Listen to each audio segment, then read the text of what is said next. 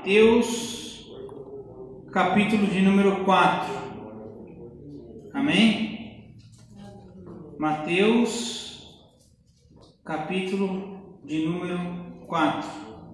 Porém, antes, vou pedir para o irmão Leônio que nos faça essa oração por iluminação, pelo texto que será lido e pela mensagem que será proclamada. Oremos.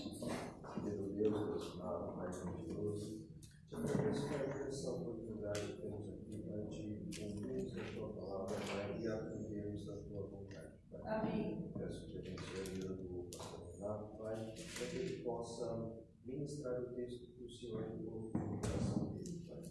Senhor, pedido em nome de Jesus. Amém. Eu falei em Mateus, mas eu peço perdão, Marcos. Marcos 4, 26.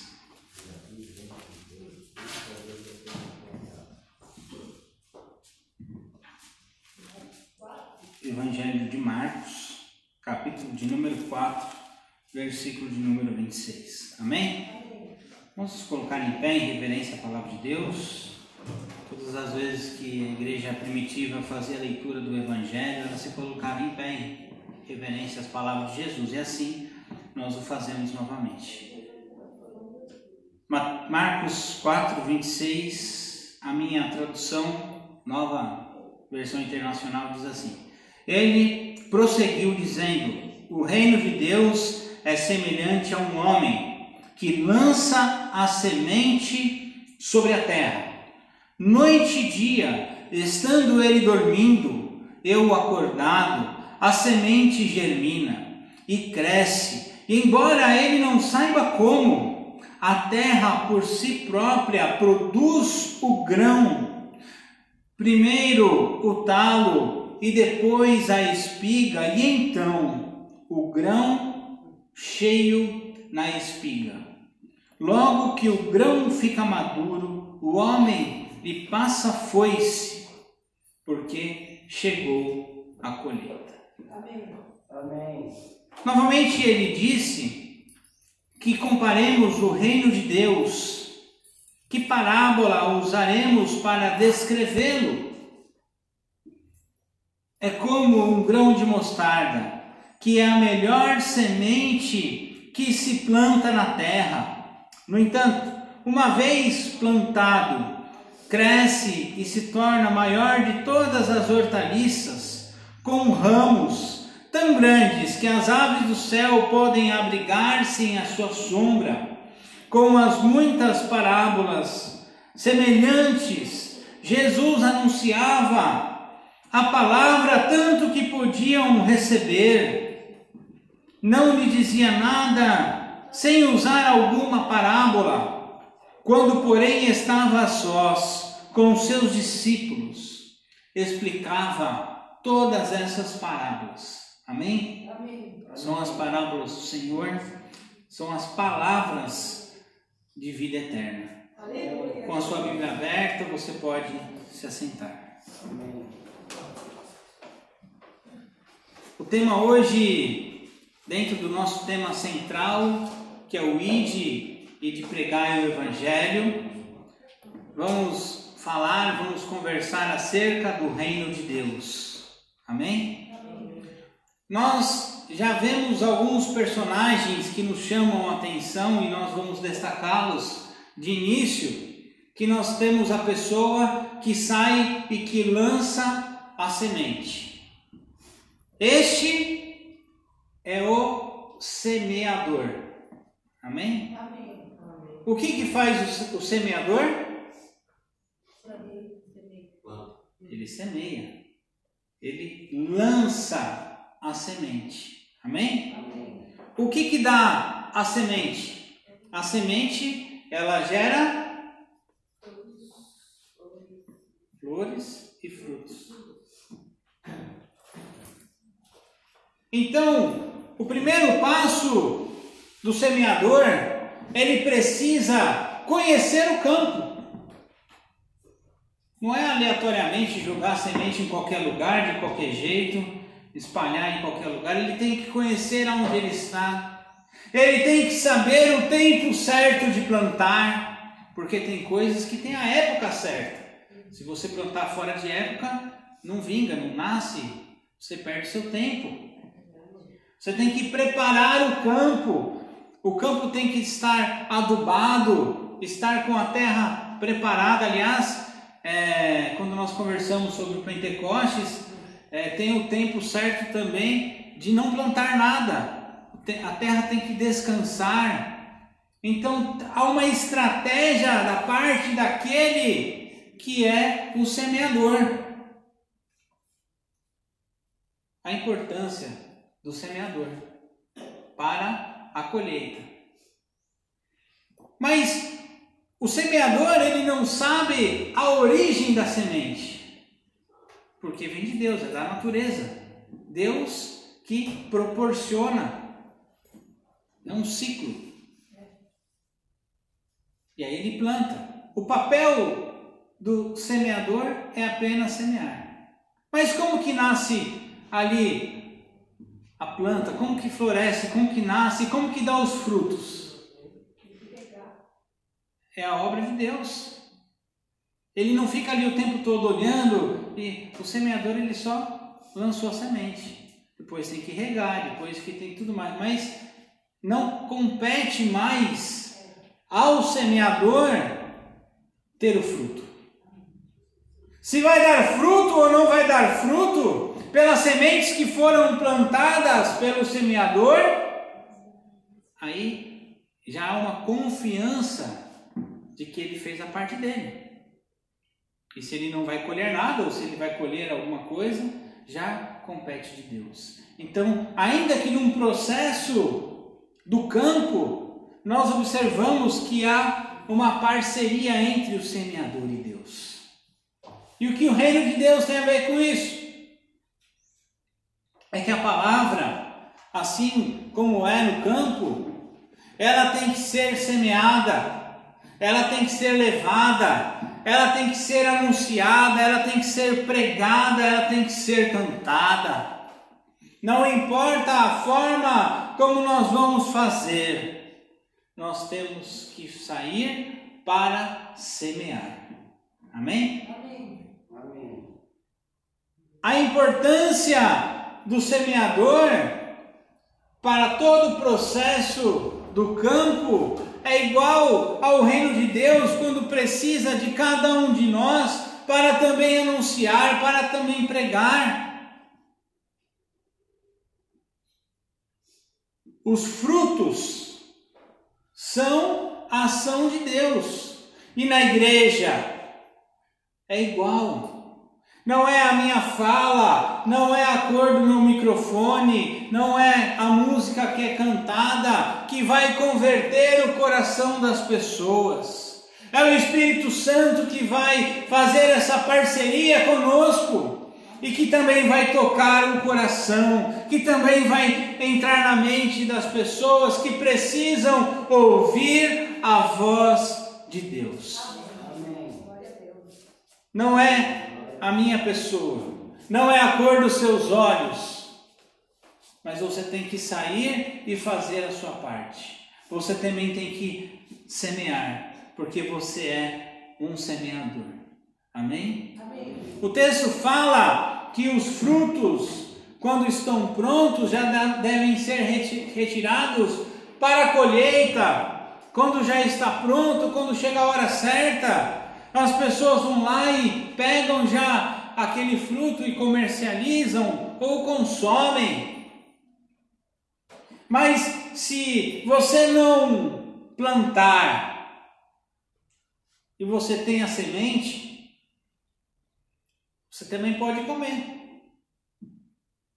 Quem aqui já fez aquela experiência do feijão? Colocava lá o feijãozinho, pegava ele no algodão. Quem já fez isso aí? Né? Mas o feijão, ele também, se você não fizesse todo esse processo, se você colocasse, evidentemente, com outros, né, na panela, você não poderia comer? Dava? Para comer, não precisava ir lá pegar a sementinha, colocar no algodão, esperar nascer aquela coisinha verdinha ali, o caule, não sei o quê. Aí você, depois de uma semana, né? Aí você tira do algodão, põe na terra.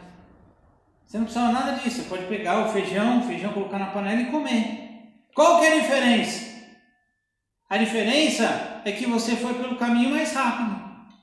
Você não plantou, você não cultivou, você não tem uns que até que conversa com a plantinha, né? Oi, bom dia, não importa. Você pega, depois tira, põe ali na terra, espera crescer, vai cuidando. Tem um processo até chegar a colher o feijão que você plantou. Outro caminho é ficar e consumir. Ah, para que eu vou plantar? Tem tantos outros que plantam. Tem tantos outros que fazem isso. Tem tantos outros semeadores que são melhor que eu. Ou então colocamos questões que nos afastam. Ah, eu sou novo demais. Ou sou velho demais.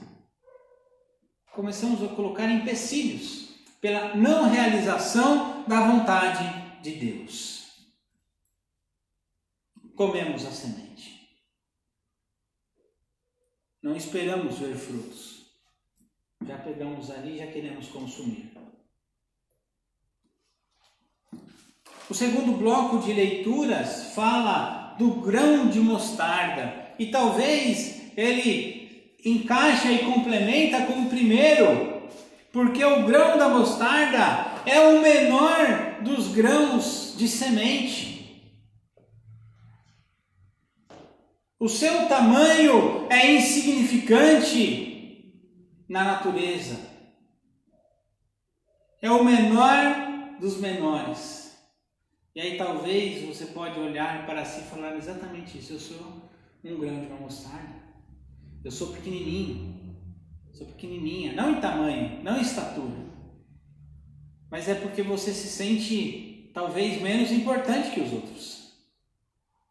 Só que o grão da mostarda, a flor, né, a árvore, é a maior de toda a criação.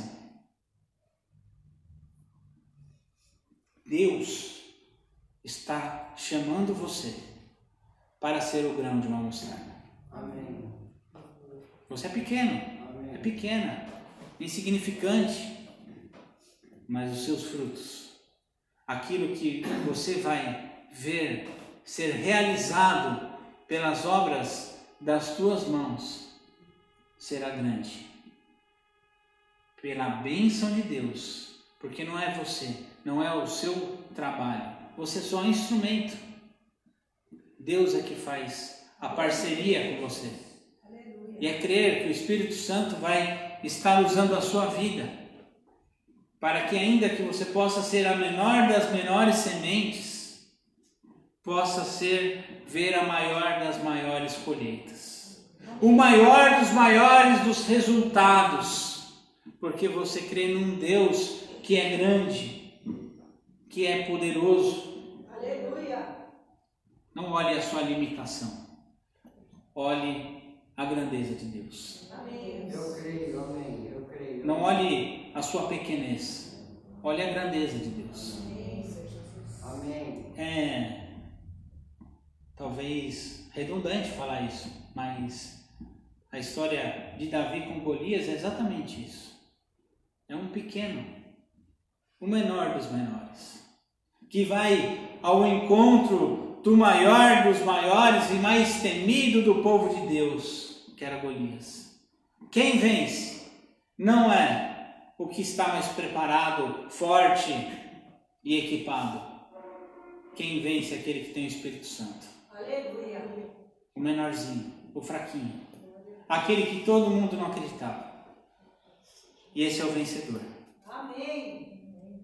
E por que Jesus ele fala com parábolas, pastor? Porque ele fala de uma forma alegórica, explicando com contos ou com histórias sobre o reino de Deus. É porque ele usa a figura de linguagem que o povo compreende e sabe e se identifica e tem uma maior aceitação. E aí muitas das vezes a gente não sabe como vai falar do reino de Deus hoje. Hoje, se você falar lá, Giovana, aqui, outra Giovana na escola, o Eric na escola, você não vai falar do campo, da terra, porque eles não vão entender nada. A maior parte do povo está assim, ó, com a tecnologia na mão, não é? Está ali, está consumindo a informação. Nós temos que usar as figuras de linguagem do nosso tempo para falar com as pessoas do nosso tempo presente também. Usar estratégias, assim como Jesus falou com parábolas, com uma forma que as pessoas do outro lado vão entender também. Porque quando Jesus falava com parábolas, ele falava de uma forma que ele alcançava o coração das pessoas. Quando ele falava com parábolas, ele falava e os ouvintes entendiam. Ele falava com empatia aos seus ouvintes. Ele se preocupava com seus ouvintes, com as pessoas das quais ele anunciava.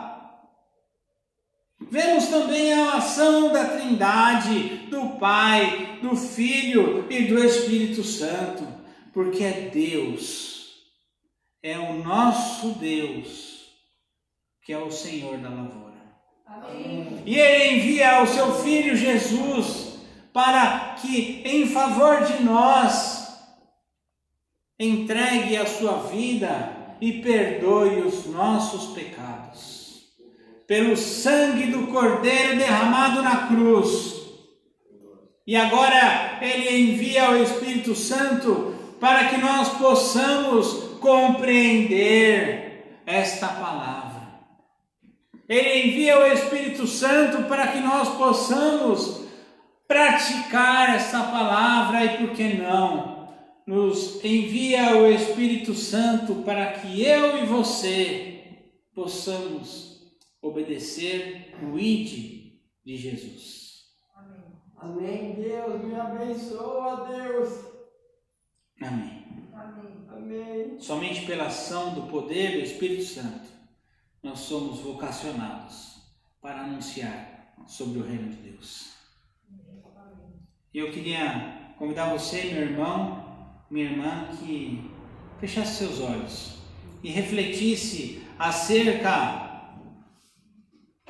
das dificuldades que temos no nosso dia, no nosso tempo, para anunciarmos o reino de Deus.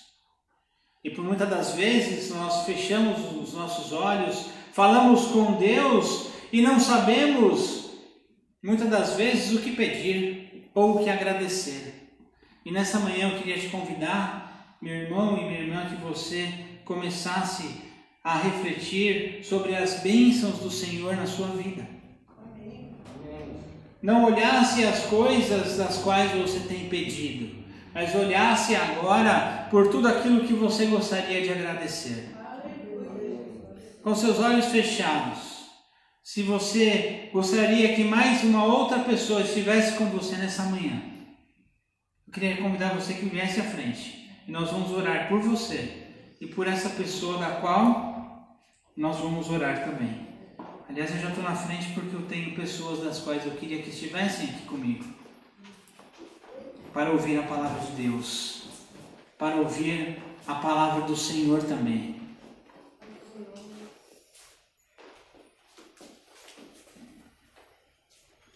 Se você tem mais um pedido de oração, coloque a mão no seu coração nesse momento, nós vamos orar por você nesse momento, amém? A igreja se coloque em pé, com a sua destra, com a sua mão direita levantada. Vamos interceder pelas pessoas aqui na frente. Amém. Senhor nosso Deus, Pai querido, nós oramos em primeiro lugar a Ti em gratidão. Te agradecemos, ó Pai, pelo dom da vida. Te agradecemos, Senhor, porque Tu conhece e sonda o nosso coração e sabe daquilo que pedimos, que pensamos e que precisamos. E o Senhor em nada tem deixado nos faltar. Ó Pai, nós oramos intercedendo pela igreja perseguida. Ó Pai, por pessoas que estão com dificuldades de anunciar o Evangelho. E nós, por muitas das vezes, com as nossas portas abertas, temos dificuldade de fazer. Oramos, Senhor, por aqueles e aquelas que estão aqui na frente, ó Pai, com um nome no coração, ou com mais de uma pessoa, e que infelizmente não se encontram aqui conosco ou estão longe dos caminhos de Deus. Nós pedimos, ó Pai, assim como a parábola nos ensina a ser o semeador, nos ensina, ó Pai, sermos o semeador para essas vidas. Nos ensina a ser o semeador para essas pessoas. Mas pedimos, ó Pai, que o Espírito Santo também, em parceria conosco, possa tocar esses corações.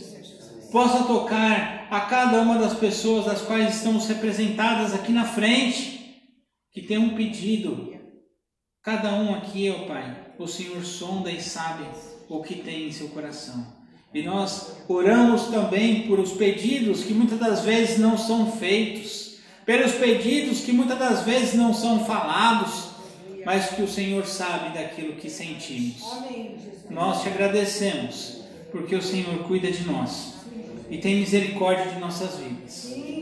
Somos gratos pela salvação em Cristo Jesus, porque o sangue do Cordeiro foi derramado na cruz em nosso favor.